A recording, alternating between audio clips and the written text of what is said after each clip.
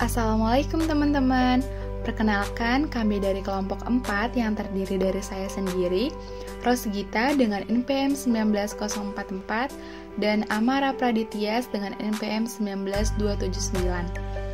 Kami di sini akan menjelaskan mengenai apa itu audit tindak lanjut dengan studi kasus audit pengelolaan aset, persediaan, dan BPN. Sebelumnya, kalian tahu nggak sih audit pengelolaan aset, persediaan, dan BPN itu apa? Nah, jadi itu salah satu sistem pengendalian manajemen yang dilaksanakan oleh aparat pengawasan fungsional BPKBN Pusat. Maksudnya itu untuk membantu kelancaran penyelenggaraan program pendudukan, keluarga berencana, dan pembangunan keluarga di setiap wilayah. Tujuannya untuk apa sih? Nah, audit pengelolaan aset ini bertujuan sebagai deteksi dini atas kemungkinan timbulnya masalah dalam pelaksanaan laporan keuangan di BPKBN, serta memantau pelaksanaan upaya lanjut dan tidak lanjut atas temuan hasil audit internal dan eksternal. Selain itu juga ada beberapa tujuan dari penelitiannya juga loh. Yang pertama, untuk mengetahui pengelolaan kas dalam rangka pengadaan barang milik negara di BPKBN. Yang kedua, untuk mengetahui pengelolaan aset barang milik negara dalam lingkup BPKBN RI. Yang ketiga, untuk mengetahui pemeriksaan akuntansi pengelolaan aset barang milik negara dalam lingkup BPKBN RI. Selanjutnya ada jenis barang milik daerah. Ada apa aja sih? Peraturan Pemerintah Nomor 27 Tahun 2014 mengenai pengelolaan barang milik daerah.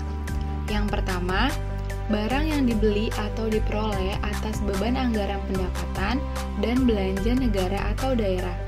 Yang kedua, barang yang berasal dari perolehan lainnya yang sah. Nah, untuk barangnya ada apa aja sih? Nah, yang pertama ada barang yang diperoleh dari hibah atau sumbangan atau yang sejenis. Yang kedua, barang yang diperoleh sebagai pelaksanaan dari perjanjian atau kontrak. Yang ketiga, barang yang diperoleh sesuai dengan ketentuan peraturan perundang-undangan. Atau yang keempat, barang yang diperoleh berdasarkan putusan pengadilan yang telah berkekuatan hukum tetap. Nah, untuk kegiatan pengelolaan barang milik daerah ini memiliki beberapa kegiatan loh. Peraturan Pemerintah Nomor 27 Tahun 2014. Yang pertama, perencanaan kebutuhan dan penganggaran. Yang kedua, pengadaan. Yang ketiga, penggunaan. Yang keempat, pemanfaatan. Yang kelima, pengamanan dan pemeliharaan. Yang keenam, penilaian. Yang ketujuh, pemindatanganan. Yang kedelapan, pemusnahan. Yang kesembilan, penghapusan. Yang kesepuluh, penata usaha. Yang kesebelas, pembina, pengawasan, dan pengendalian. Nah, selanjutnya ada 4 poin mengenai audit pengelolaan aset, persediaan, dan BPN. Yang pertama ada ruang lingkup audit. Ruang lingkup audit tersendiri dibagi menjadi 3 bagian. Yang pertama ada audit dilakukan terhadap pelaksanaan pengelolaan aset, persediaan, dan BPN.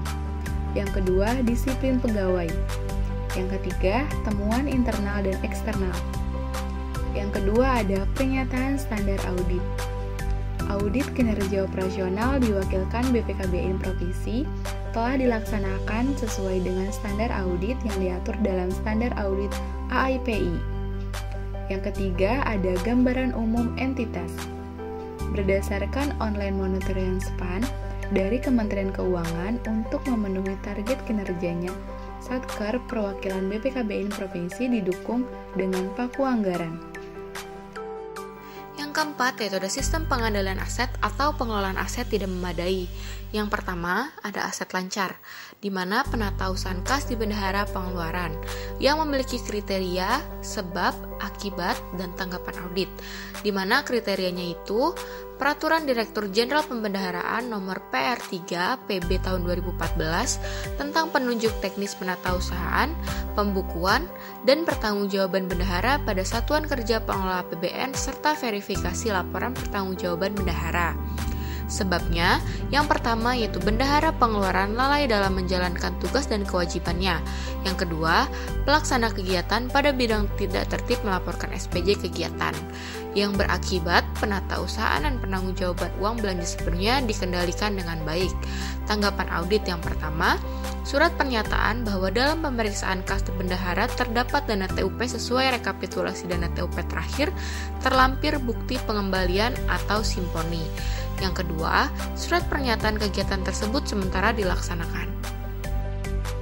Dari studi kasus yang di atas, maka dapat kita simpulkan yaitu yang pertama, penatausahaan kas belum sepenuhnya memadai.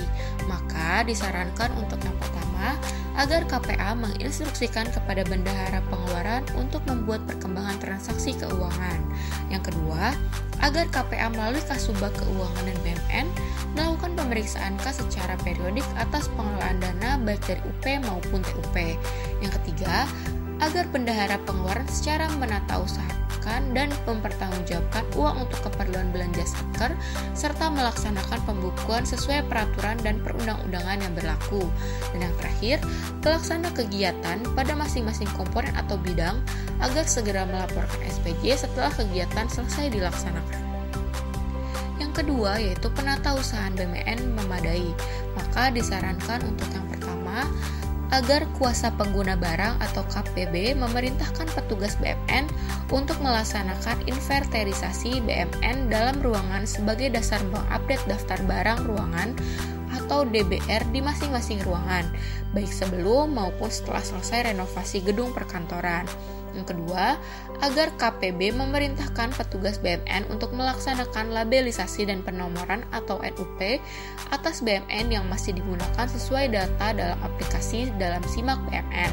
Yang terakhir, melaksanakan pemutakhiran data BMN dengan mencantumkan lokasi pengguna BMN atau lokasi keberadaan BMN pada laporan barang. Yang ketiga yaitu pelaksanaan realisasi belanja belum sepenuhnya patuh pada ketentuan. Berdasarkan belanja barang dan jasa terdapat kekurangan penyetoran pajak kegiatan. Maka disarankan untuk PPK menarik kelebihan pembayaran kopi bukti setor dikirimkan kepada inspektur utama. Yang keempat yaitu pegawai belum sepenuhnya disiplin menaati ketentuan jam kerja. Maka disarankan untuk yang pertama, agar penjabat pembina kepegawaian melalui pejabat yang berwenang membentuk tim pemeriksaan khusus mengenai pegawai yang telah terbukti memenuhi unsur pelanggaran disiplin pegawai dikaitkan dengan perilaku ketidakdisiplinannya dan dampak terhadap pemotongan remunerasi sesuai dengan ketentuan yang berlaku untuk kemudian diproses lebih lanjut. Yang kedua, agar dilakukan monitoring kehadiran secara berkala oleh masing-masing. Yang terakhir, agar pembina kepegawaian melalui Kasubag Kepegawaian melakukan evaluasi secara rutin per bulan atas perhitungan rekapitulasi pelanggaran kedisiplinan kehadiran yang sudah terakumulasi dalam kehitungan hari dan melakukan umpan balik kepada masing-masing bidang secara segera melakukan langkah tindak lanjut jika terdapat indikasi pelaksanaan pelanggaran kedisiplinan pegawai. Yang kelima yaitu masih ada rekomendasi tindak lanjut pemeriksaan eksternal yang perlu ditindaklanjuti. Maka disarankan untuk segera menindaklanjuti atas rekomendasi hasil pemeriksaan eksternal tersebut. Sebelum tutup video ini, saya ingin menyampaikan quotes dari Jawin.